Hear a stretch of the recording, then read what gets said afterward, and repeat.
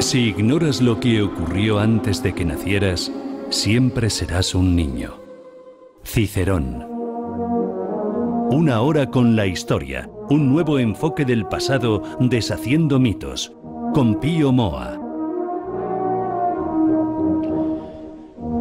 Pues estamos en Radio Ya y estamos en Una hora con la historia y estamos, como no podía ser de otra manera, con el historiador, con don Pío Moa. Don Pío, muy buenas tardes. Hola, buenas tardes. Bueno, hoy seguimos con este serial, con este recorrido que estamos haciendo a lo largo de la historia de España, centrándonos en la Segunda República. Y hoy toca hablar de Preto y Azaña, ¿no? De cómo destruye la moderación. Sí, la moderación que entonces representaba el Partido Radical de Lerroux. Pero Sí. antes tenemos algún comentario, tenemos un editorial. Pues sí, podemos mencionar pues lo que está ocurriendo en España, ¿no? Que es muy grave. En definitiva, tenemos que verlo con perspectiva histórica.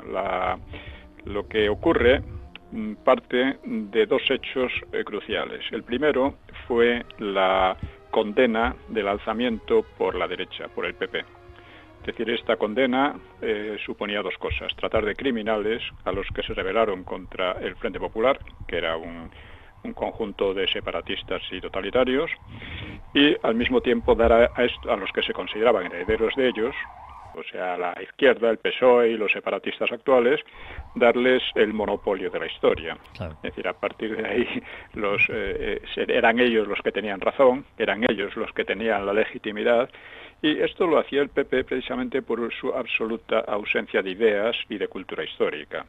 Porque si no fuera así, no haría este regalo.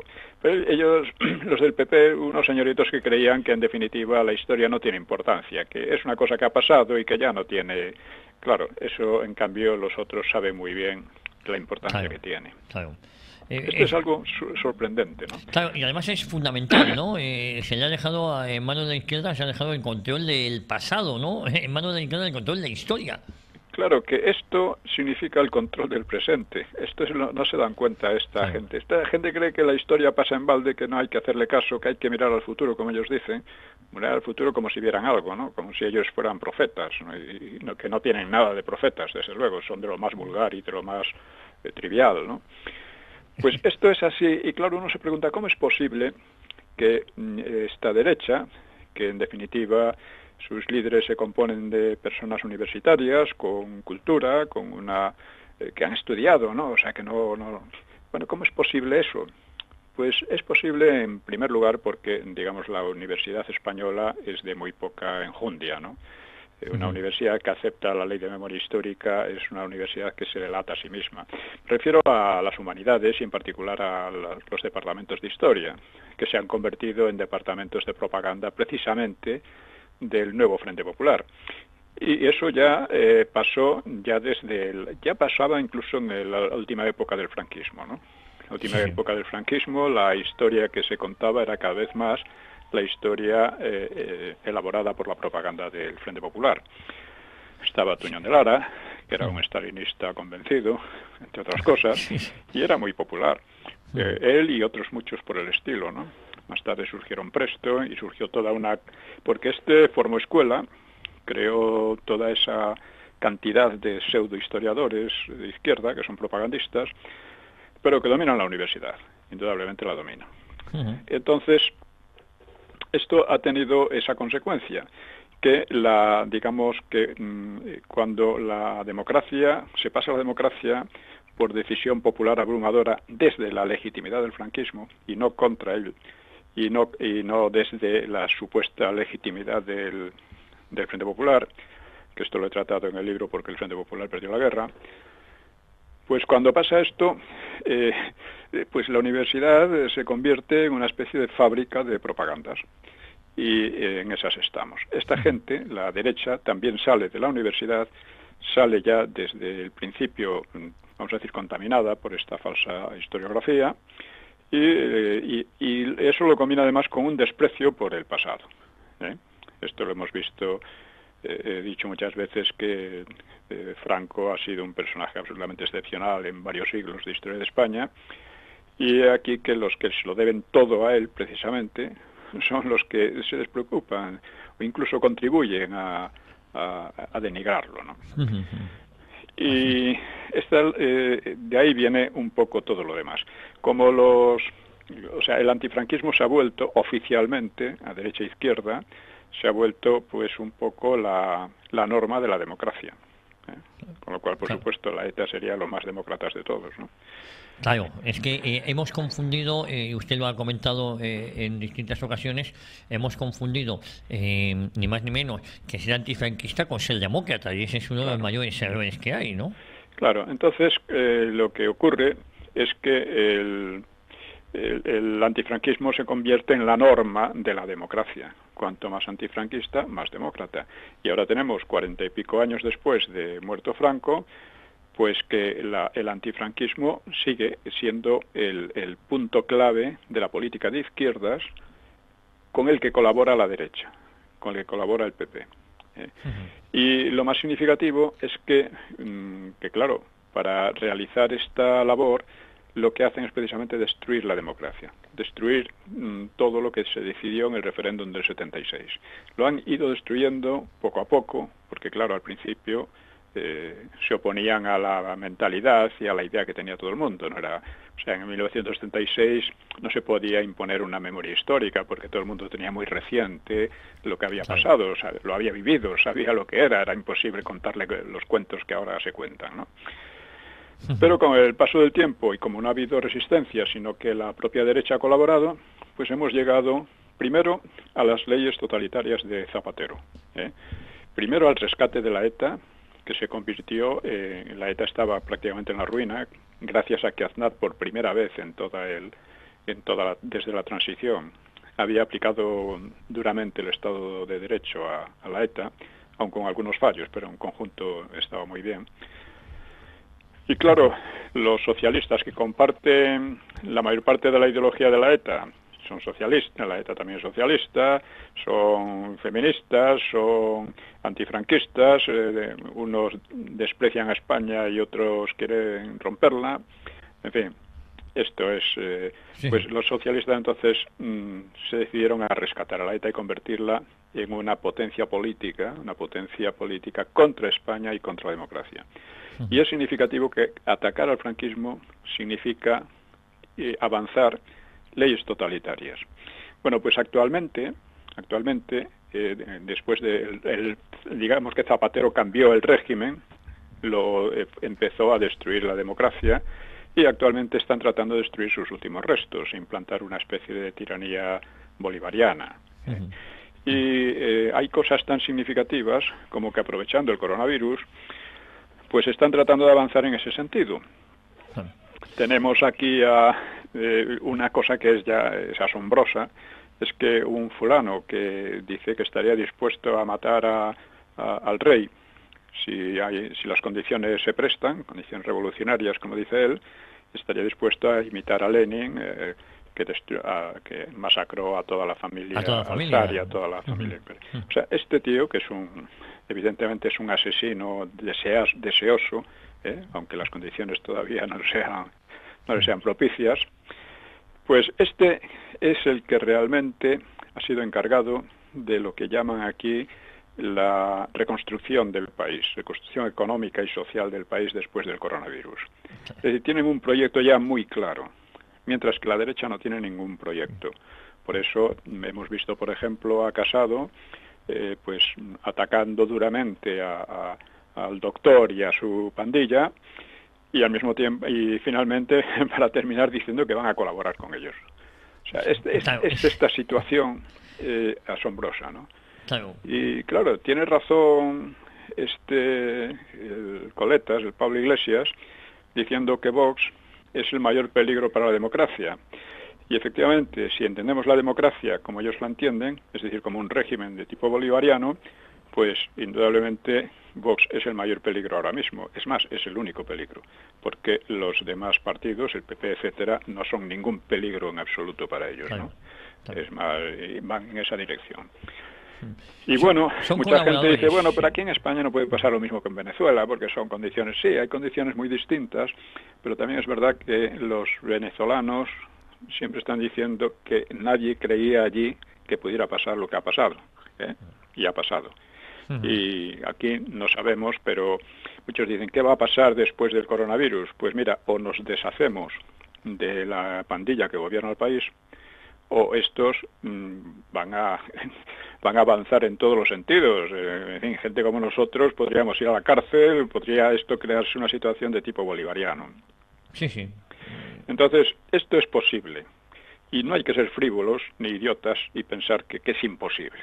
O sea, la historia demuestra que cosas que parecían absolutamente seguras y firmes, pues se derrumban con bastante facilidad. Así que hay que aprender de la historia y saber que no, las cosas no son tan sencillas como los frívolos piensan, ¿no? Porque eso no es más que frivolidad. Efectivamente. Bueno, pues ahora sí nos metemos de lleno en cómo Peto, cómo Manuel Azaña destruyen la moderación. Que la moderación en los años 30 posiblemente es la que representaba el partido radical de Alejandro Lerroux, ¿no? Era el partido de centro. Sí, era y la CEDA también. Y la CEDA también. La CEDA era muy moderada. De vez en cuando tenía que hacer gestos un poco, porque claro, las persecuciones y las tropelías y las amenazas de insurrección y luego la insurrección que se intentó por parte de socialistas y separatistas, pues claro, le empujaban a radicalizarse. Pero en conjunto era un partido muy moderado, ¿eh?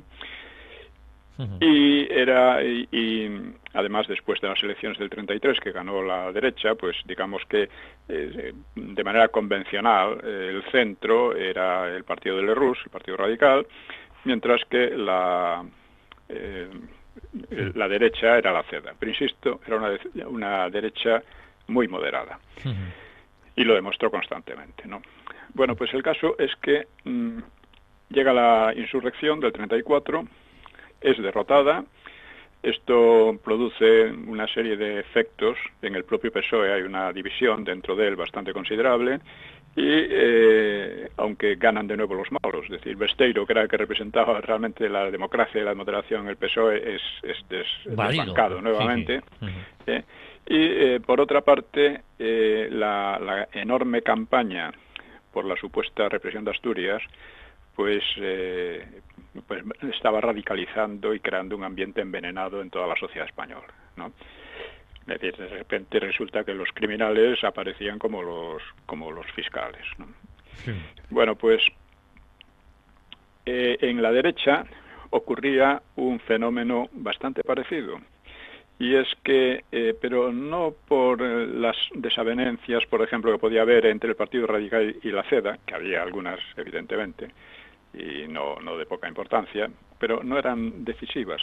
Lo decisivo aquí fue la actitud de Alcalá Zamora, que era el presidente de la República, y que estaba constantemente interfiriendo en la política real, cosa a la que no tenía derecho de acuerdo con la Constitución, ¿no? Con su propia Constitución.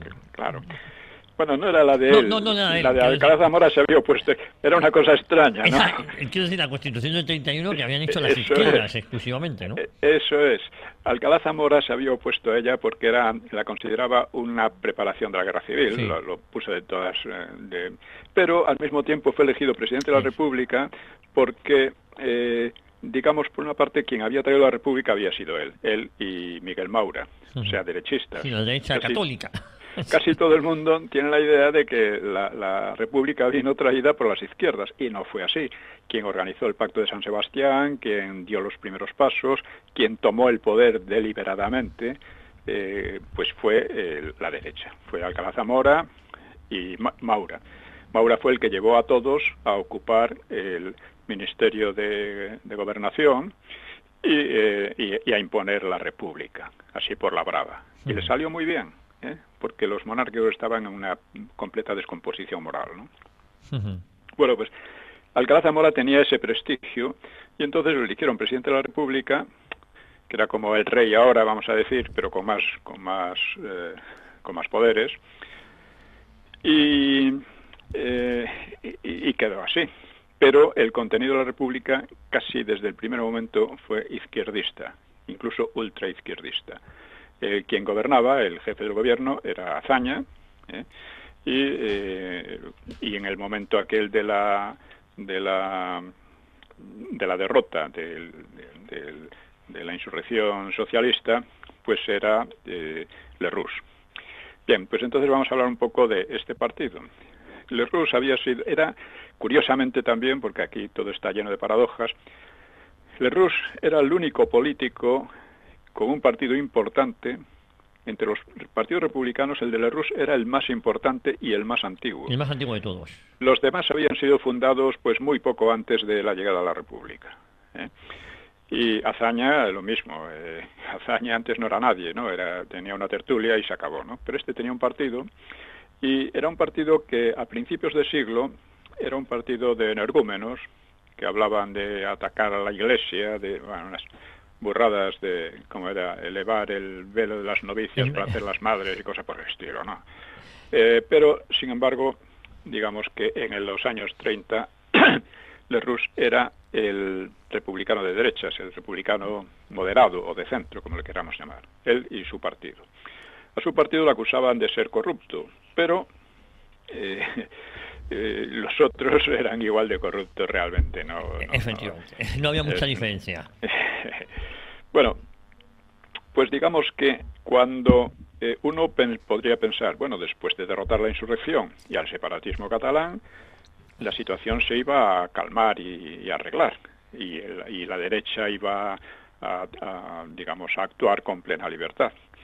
Pues no fue así, y sobre todo no fue así por Alcalá Zamora. Alcalá Zamora era uno de estos derechistas que está siempre tratando de hacerse simpático a las izquierdas. Lo que más odiaba es que le llamaran reaccionario o cosas así. Le llamaban también el botas, lo insultaban de muchas maneras a la izquierda, pero el amigo Alcalá Zamora sufría mucho por eso. Le pasaba un poco lo que le pasa al PP ahora con la izquierda de los separatistas, que quiere hacerse siempre el simpático, congraciarse con ellos, y estos le tratan pues a escupitajos prácticamente y a patadas, pero claro, un partido que reniega de sus padres y abuelos como este, pues o sea, ¿qué respeto puede conseguir? Bueno, con Alcalá Zamora pasaba algo parecido. Entonces estuvo inmiscuyéndose en la represión para hacerla lo más suave posible, la represión de los insurrectos, que como sabemos fue una represión mínima, entre otras cosas porque en cualquier otro país esos partidos habrían sido ilegalizados. Aquí siguieron haciendo su propaganda de una manera tremebunda, envenenando la vida social, y siguieron así. Y eso en buena parte se debió a Alcalá Zamora, ¿no? Bueno, pues el suceso político más trascendental del 35, o sea, el año siguiente a la insurrección, fue la demolición del Partido Radical y la liquidación política del propio Lerroux. ¿Y cómo se hizo? Pues esto merece la pena tratarlo, porque casi todas las historias lo tratan muy mal, de acuerdo, además, como siempre, como casi siempre, de acuerdo con la propaganda de la izquierda, ¿no? Bueno, siempre. Sí. Digamos, el método que utilizaron fue un pequeño asunto de corrupción que pasó a la historia con el nombre de extraperlo, y la mayor parte de los historiadores no le conceden la importancia que tuvo, porque claro, al destruir el partido más moderado, podemos decir, pues destruía un obstáculo para avanzar de nuevo a la revolución. Porque la verdad es que si los socialistas hubieran aprendido la lección de que por la vía revolucionaria, por la vía del asalto al poder, a la república, pues que no iban bien, que eso sería un fracaso, pero la lección que aprendieron fue la contraria, que había que prepararse para ser más efectivos la segunda vez. Esto ya lo hemos hablado. Bueno, pues el extraperlo era una ruleta. El nombre venía de Strauss y Perl, o Perlo, que eran sus inventores, y la había sido promovida por un aventurero holandés, de origen judío al parecer, y naturalizado en México, que se llamaba Daniel Strauss.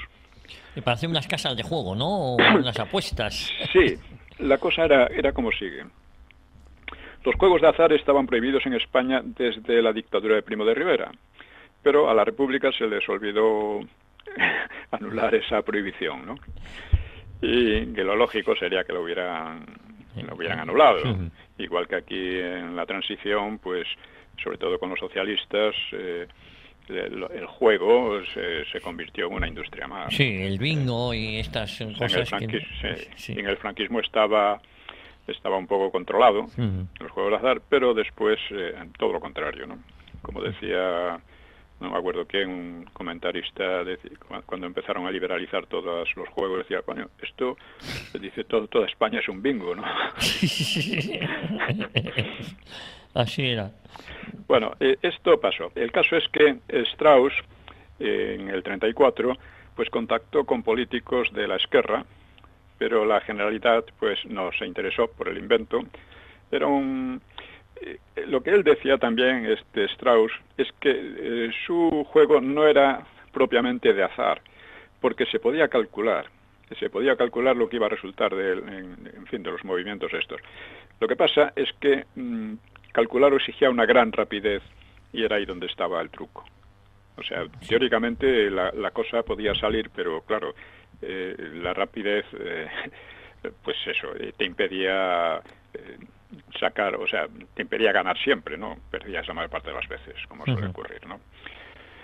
Bueno, pues ya digo, primero trató con la Esquerra, pero que no consiguió mucha ayuda, y entonces recurrió a políticos radicales, como que se llamaba Pic y Pont, o Aurelio Lerroux, que era sobrino y ahijado de Alejandro Lerroux. Sí. Bueno, pues se creyó, Strauss se creyó autorizado por el ministro, que se llama Salazar Alonso, del Interior, e hizo funcionar su juego en el casino de San Sebastián el 12 de septiembre del 34. O sea, un mes antes, se puede decirse, de la insurrección. Pero el ministro consideró que no lo había autorizado, así que ordenó clausurarlo a las pocas horas, en cuanto se enteró. Luego, durante la Revolución de Asturias, pues volvió a funcionar, bueno, de Asturias, toda España, pero vamos, pues volvió a funcionar en un hotel de Mallorca hasta que Gil Robles se enteró y presionó para que fuese prohibido otra vez. Claro, el amigo Strauss pues se encontró con que había tenido unas pérdidas fuertes, ¿no? Y trató de resarcirse mediante el chantaje. O sea, parte de su inversión había consistido en regalos como relojes de pulsera de oro a algunos políticos radicales, y utilizó esos sobornos para presionar y en abril de 1935 al propio Lerroux. Claro, eran unos sobornos de calderilla, realmente. Sí, no era cosas como menores, vamos, un reloj aquí, regálame esto y hazme un favor. Sí, pero vamos, eso son cosas que, vamos, comparado con lo que hay ahora, pues no era nada, ¿no? Bueno, pues el juego de azar, que era de azar o no era de azar, según se quisiera ver, pues había llegado a funcionar en definitiva, y por poner un ejemplo, como comentó el juez encargado del caso, dice, hombre, al lado de lo de Stavisky, esto era un hacer de calderilla, un asunto de calderilla.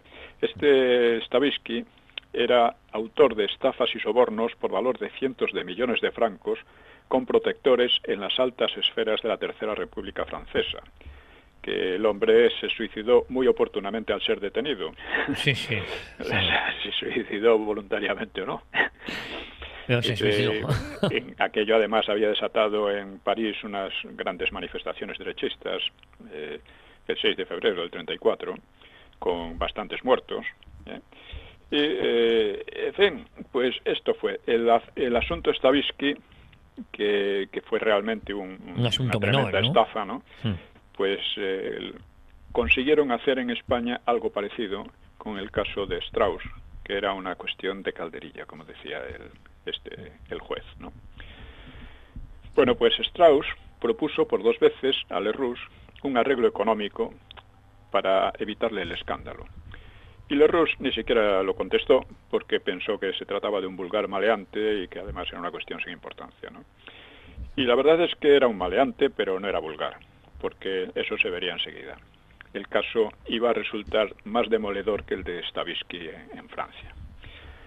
Bueno, lo que cargó de pólvora política el asunto fue la intervención de otras manos, mucho más expertas que las del holandés, y que estaban en las interioridades del poder en España, ¿no? El 30 de junio de 1935, el chantajista hizo llegar a Martín Luis Guzmán una carta sobre gestiones hechas por el actual gobierno respecto a la concesión que me dieron para el juego en San Sebastián y Mallorca. El asunto es de suma importancia, sobre todo para Azaña, y por lo mismo quisiera ponerme de acuerdo con usted. No sé, creo que hemos hablado ya de este Martín Luis Guzmán. Avanzamos algo. Sí, este era un hombre de mano, un hombre de confianza, de Azaña. Era mexicano y había estado con Pancho Villa y se había exiliado en España porque le amenazaban de muerte. Y entonces, pues, ya digo, estaba muy liado con Azaña, que estuvo también en otros asuntos, como el intento de crear un grupo de periódicos que apoyasen a Azaña, como el apoyo a grupos portugueses subversivos, terroristas en la práctica, para derrocar a Salazar, etcétera, a Oliverio Salazar, ¿no? Sí, sí. Y, o sea, en negocios un poco sucios, turbios, ¿no? Vale. Pues Guzmán le contestó el 15 de julio, estamos en 35. Dice, 30 de julio, dice, mucho interés político tiene en verdad el asunto que propone, y nosotros lo acogeríamos desde luego, a condición de cuidar a nuestro arbitrio la elección del momento en que sea oportuno hacer uso de la información. Si usted está de acuerdo en esto, fijaremos enseguida los detalles de la entrevista. Bueno, pues entonces hay que recordar que Prieto estaba exiliado en Bélgica y decía que no se presentaba a juicio pues porque el médico no le recomendaba los 600 metros de altura de Madrid. Ya lo vimos, ¿no? Además, acusaba de estar perseguido. Está perseguido porque está escapado de la justicia. Pero decía, no, si él no iba a Madrid era porque estaba mal de salud y el médico le decía que no. Son de estas cosas, igual que las excusas que ponía Companys y tal, ¿no? Son absolutamente de comedia de enredo, ¿no? Sí, sí. Bueno, pues Prieto, pues digamos que la base de operaciones de Strauss pues estaba en Bélgica también, y seguramente Strauss se encaminó también a Prieto. Y la entrevista entre Azaña y el extraperlista, o algún agente suyo, debió de concertarse pronto, ¿no? Prieto recordará vagamente cómo habló con Azaña en Bruselas. Dice, cuando nos encontramos allí, porque él iba de paso a Holanda y yo residía en Ostende, en el verano de 1935. Eso dice Prieto. Azaña viajaba para ver una exposición internacional, oficialmente, ¿no? Y escribe Chapa Prieta, que era un político de estos radicales, ¿no? Es decir, me refiero del Partido Radical. Del Partido Rus, sí, sí. realmente, ¿no? Vamos, próximo, bueno, llegó a ser presidente, pero próximo, ¿no? Llegó a ser presidente del Consejo de Ministros, ¿no? Si no me confundo, exactamente. Pues al hablar de este asunto, dice, queriendo tener antecedentes de Strauss, se había encargado a la representación de España en Holanda que los proporcionara. Esa información acusó la presencia en aquel país durante el verano de 1935 del señor Azaña, celebrando allí misteriosas conferencias. Era ciertamente de toda verdad que el señor Azaña había tenido contacto con Strauss o con personas que éste representaba, y casi seguro también que les había sugerido el envío de la denuncia al presidente de la República, el cual creía, yo no estaba muy lejos de ello, que el principal autor de todo aquel tinglado había sido el señor Prieto, a la sazón huido de España. Uh-huh. Hay que decir también que, para entender lo que va a seguir, que Alcalá Zamora sentía un gran desprecio por Lerroux, ¿no? Uh-huh. Un desprecio un poco de señorito, ¿no? Bueno, pues el 5 de septiembre, el inventor del extraperlo remitió un amplio informe a Alcalá Zamora, mientras la oposición preparaba a la opinión pública a base de rumores. O sea, la oposición eran los socialistas y los azañistas, ¿no? Republicanos de izquierda. La intención de comprometer a Alcalá Zamora y ejercer sobre él un chantaje político, que era un chantaje político mientras que Lerroux era un chantaje económico, pues eso salta a la vista, porque si se tratara de pedir justicia por un perjuicio, la documentación habría sido enviada a los tribunales, claro. Pero el presidente se percató de que en la maniobra no estaba solo el extraperlista, dice el propio presidente Alcalá Zamora. Observábase pleno dominio de la sintaxis, aunque hubiera bastantes galicismos intencionales, aunque no más en número que los que usual y deliberadamente empleaba Prieto. Mi sospecha no era vana.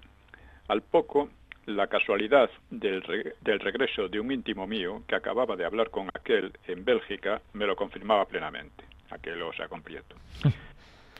Gil Robles, a su vez, advertirá en esta denuncia presentada una pluma ágil puesta al servicio de una mente lúcida para la que no resultaban extraños el ambiente político y los problemas que pudieran apasionar a un español. Era curioso, por otra parte, que en una reseña tan minuciosa quedaran casi por completo en olvido las primeras actividades del denunciante en España, se refiere a los contactos con la Esquerra. Figuraban, por el contrario, intercaladas en el relato, habilísimas referencias a personas de relieve político, pero ajenas a los hechos, con el único objeto de atraer sobre ellas el interés del lector. En otras palabras, era una denuncia elaborada seguramente por Prieto y Azaña, que conocía muy bien el percal aquí, mientras que el Strauss pues tendría un conocimiento muy mínimo, ¿no? Y, en fin, lo que se ve es que Azaña y Prieto estaban tirando de los hilos de la intriga. Y las víctimas obraron sugestionadas por los indicios de que así era. Pero tenemos un testimonio más concluyente en Simeón Vidarte, que este era un socialista, como vimos ya también fue el principal organizador de la campaña sobre la represión de Asturias, y era masón también, y dice Vidarte: yo había conocido en París a Gastón Coan de Bazán, abogado muy compenetrado con nosotros y primer pasante de Henri Torres. Recibí su visita en Madrid. Ahora me habló de un asunto que iba a traer muy graves consecuencias, el del extraperlo. Me comunicó de Bazán que Prieto y Azaña estaban perfectamente enterados del asunto por Martín Luis Guzmán y que de ellos había partido la idea de que Strauss recurriese al presidente de la República. Insisto que lo hacían sabiendo que entre Lerroux y Alcalá Zamora había verdadero odio, ¿no? Sí, había animadversión, ¿no? Sí, muy fuerte, muy fuerte. Torres era el abogado de Strauss. Torres era francés, ¿no? Sí. Era el abogado de Strauss, de origen español, obviamente, ¿no? Era el abogado de Strauss y él mismo que había montado la gran campaña en pro de Macià cuando este fue detenido por su simulacro de invasión de Cataluña durante la dictadura de Primo de Rivera. Esto lo comentaré muy brevemente, ¿no? Macià había montado un grupo separatista que llamaba Estat Català y había intentado en 1926, me parece, pues una invasión de Cataluña desde Prats de Molló, una localidad francesa, pero había fracasado de una manera ridícula. Vamos, sí, con escaso éxito. Se había quedado. Pero de esa cosa ridícula en sí misma se había montado una gran campaña en Francia contra Primo de Rivera y contra España. España, la patria de la Inquisición, del oscurantismo, de no sé qué, todo esto tan típico, ¿no?, en todas estas campañas, ¿no?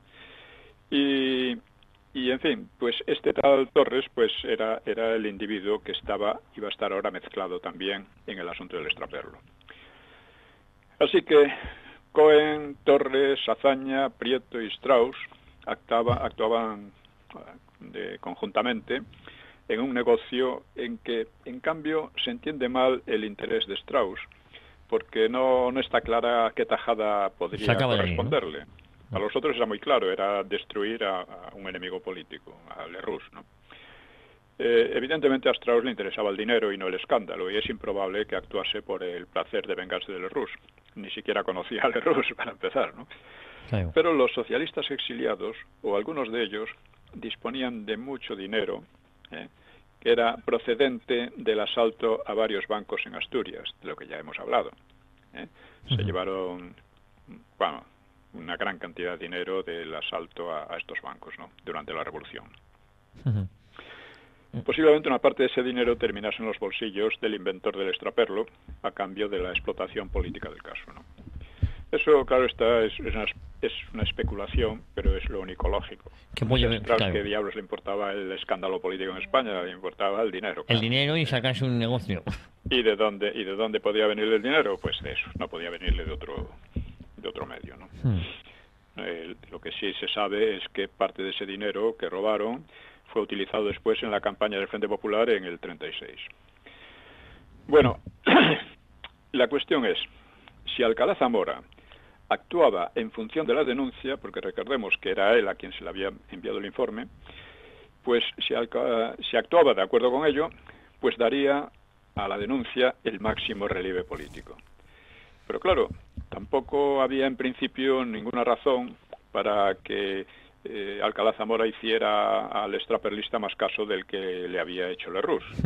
Lerroux lo había descartado, ¿no?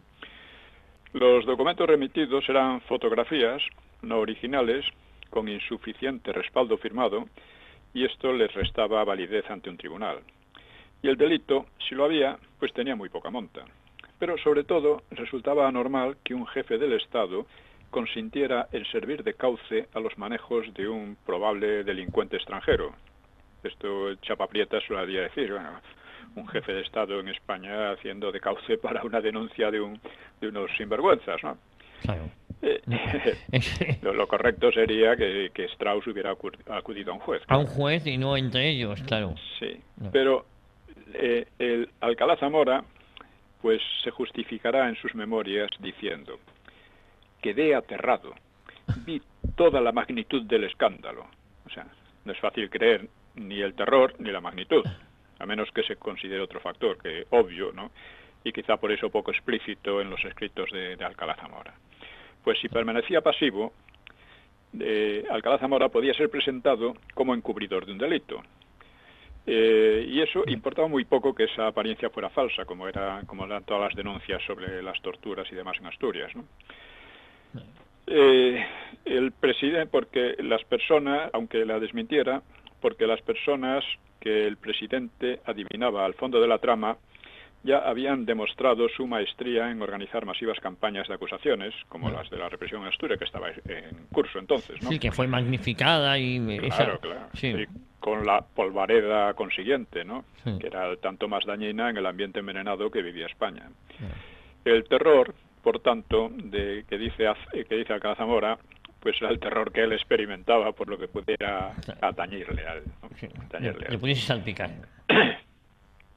Bueno, y por otra parte, no era menos obvio y seguramente estaba bien calculado, era el hecho de que la denuncia proporcionaba a Alcalá Zamora un arma estupenda para acabar con el jefe radical, porque Alcalá Zamora, Alcalá Zamora o don Niceto, pues deseaba librarse de Lerroux, no le gustaba que estuviera como jefe de gobierno, aunque le correspondía legalmente, claro.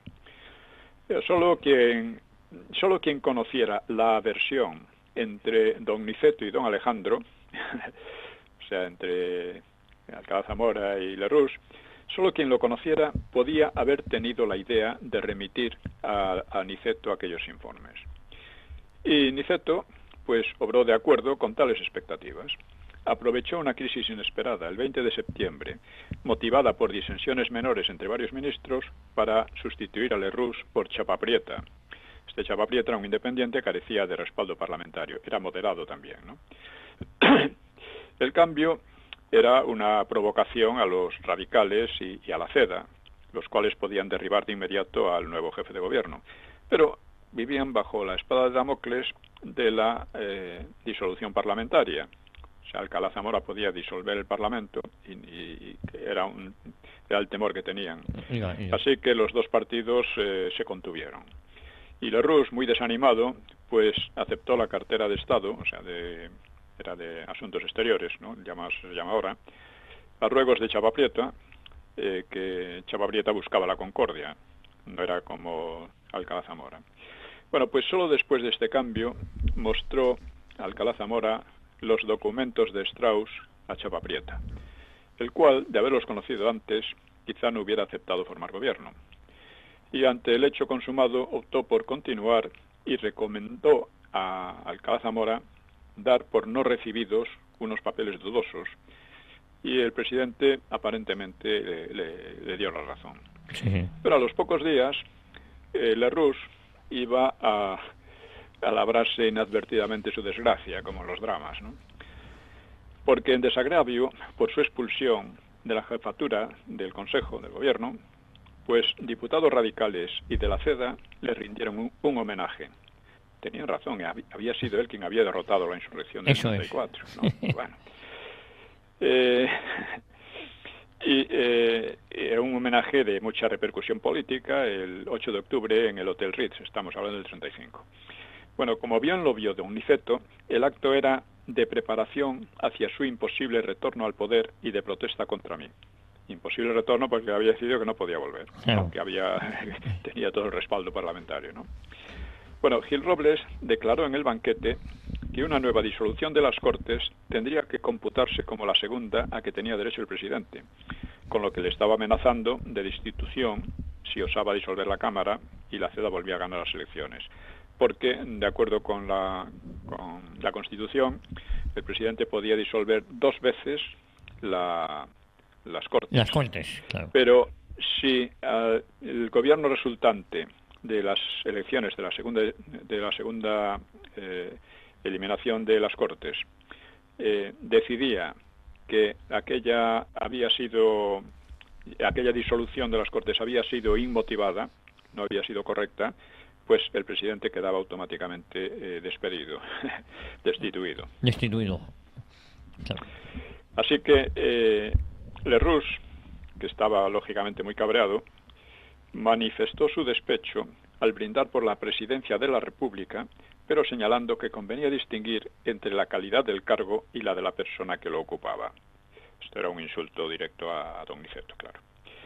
Bueno, este homenaje pues despertó, a Alcalá Zamora le supo arrejalgar, o sea, se enfureció, ¿no? Y puede considerarse que fue lo que le incitó a utilizar abiertamente los documentos de Strauss. Uh-huh. No. Es curioso, vamos bien de tiempo, ¿no? Sí, vamos, nos quedan 15 minutos. 15. Justo en este momento. Bueno, pues aún en la distancia de los años, sus memorias, las memorias de Alcalá, rezuman satisfacción feroz cuando recuerda.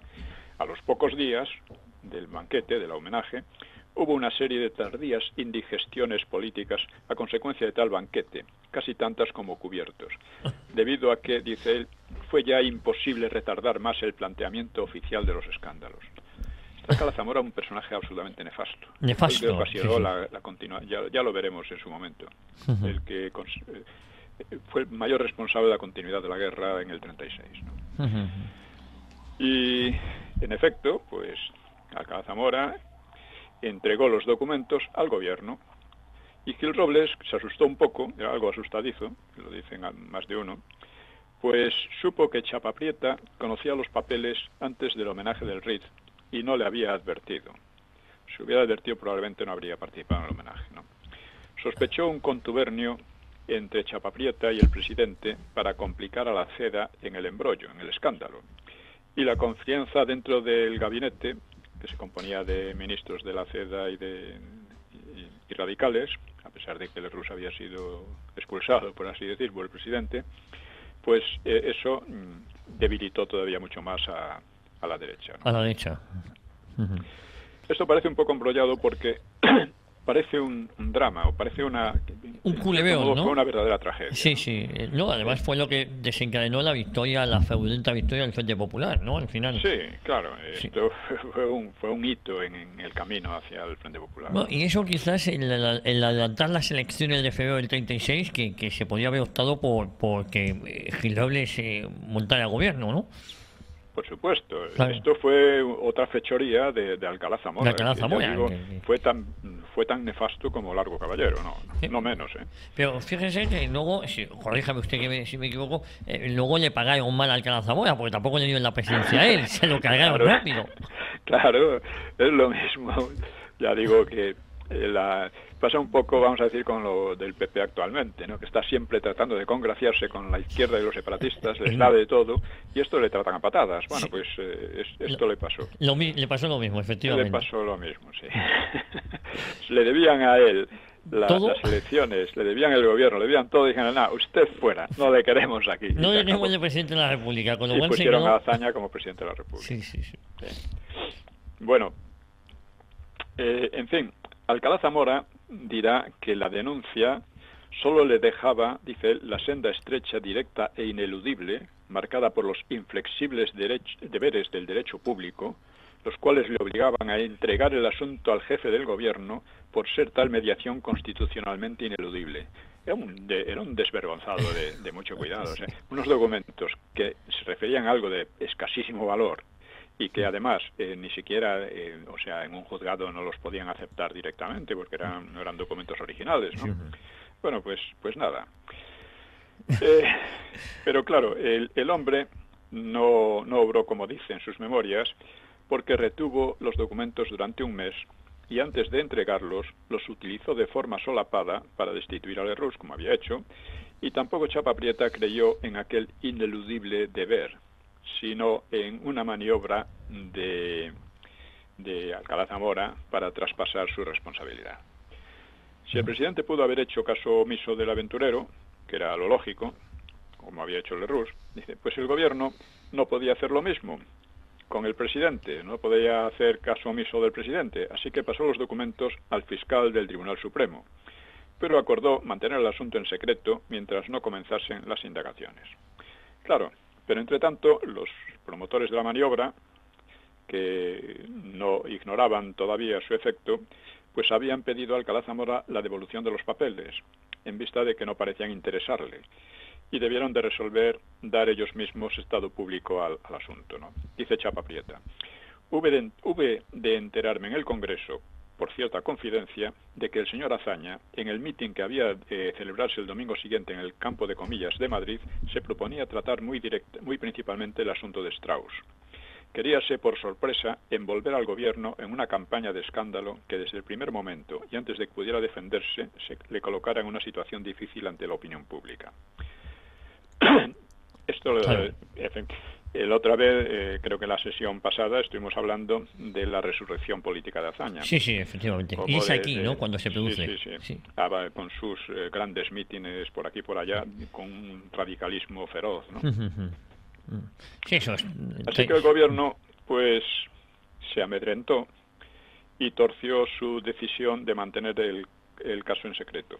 Y tratando de desgraciarle el argumento a Azaña, pues se adelantó a Azaña anunciando públicamente los papeles del extraperlista y su entrega al Tribunal Supremo. Y Azaña, pues, sea por haber perdido la oportunidad de levantar la liebre o porque le conviniera más que fueran sus adversarios quienes lo hicieran, o porque en realidad no hubiera pensado tocar el tema, pues apenas lo mencionó en su discurso de comillas.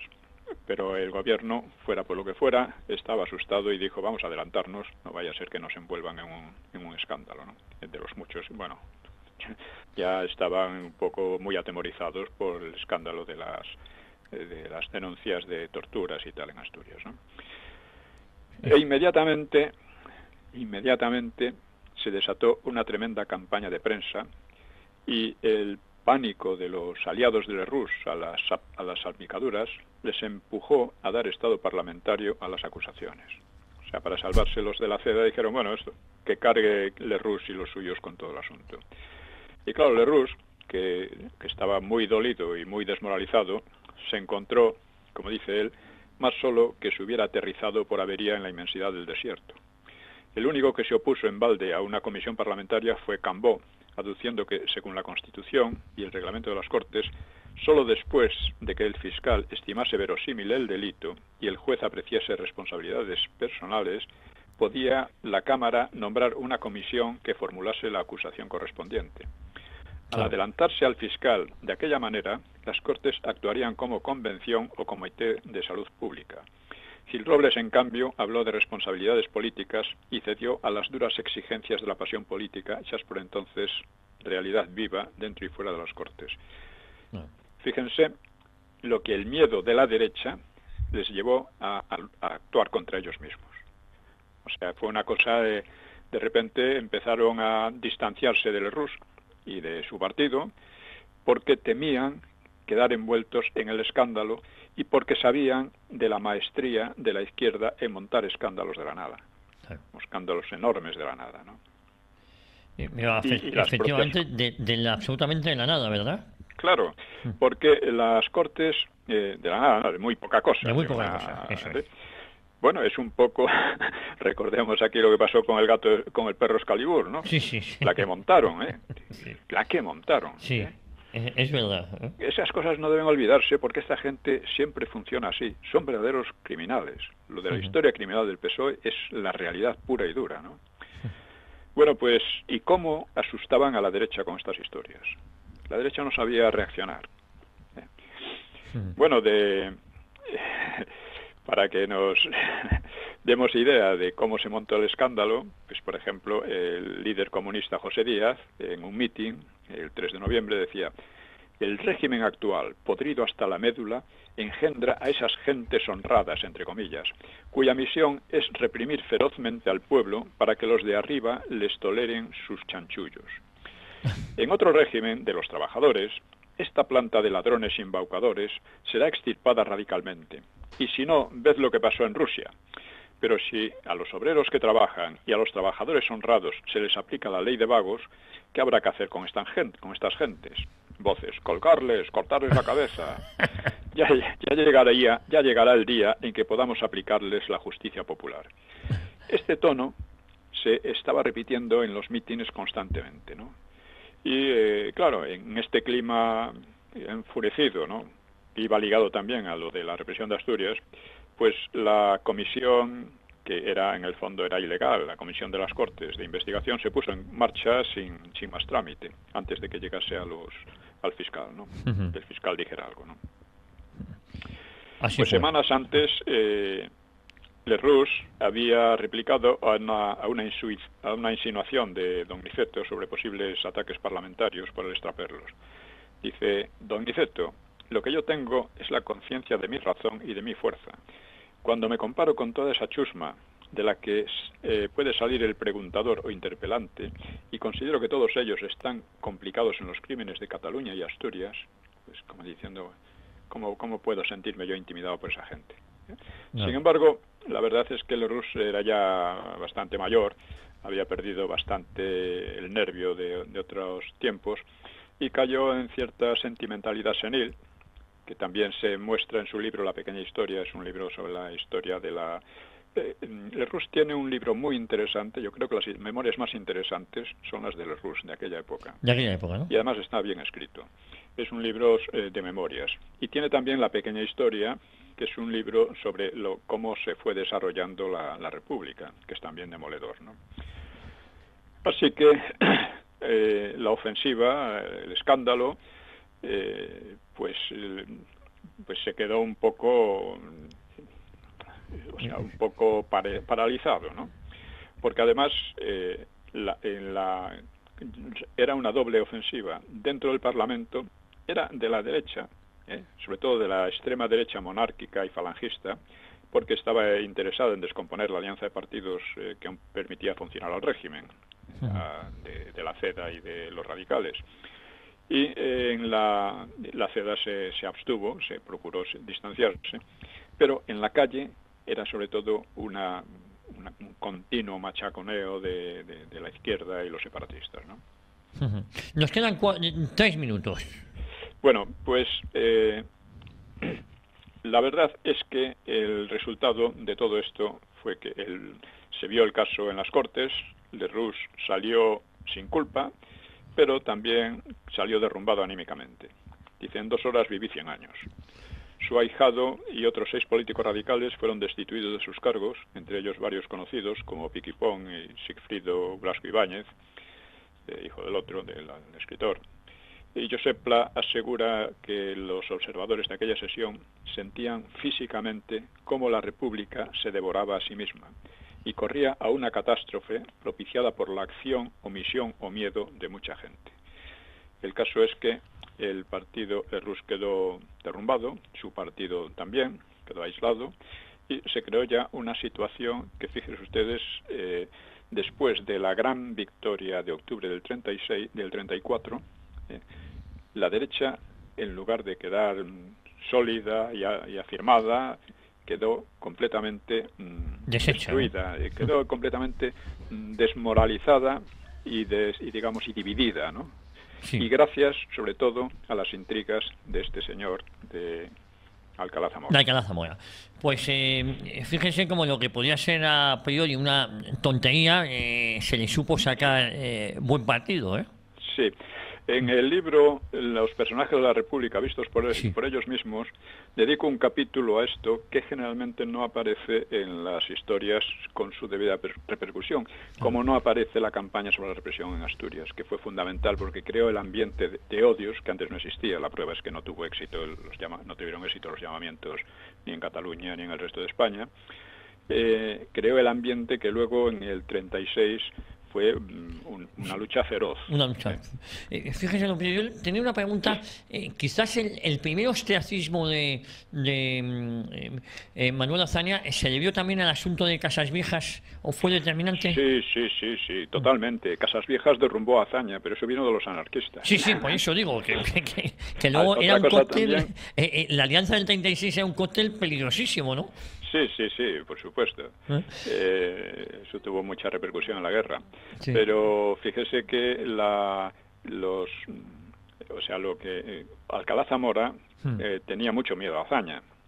La prueba es que Azaña lo dice a su vez, más tarde en el 36, cuando trataba a Alcalá Zamora casi a tortas, ¿no?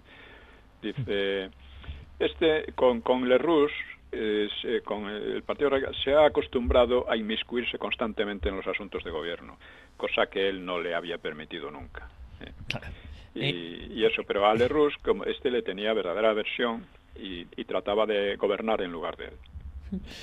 Pues, don Pío, no hay tiempo para más. Volvemos la próxima semana aquí a Una Hora con la Historia, siguiendo hablando de la historia criminal del Partido Socialista, que no deja de ser la historia de España también, ¿no? En gran medida, sí. Es una desgracia y todo el mundo debiera conocerla. Un abrazo muy fuerte, don Pío. Un abrazo. Gracias. Hasta luego.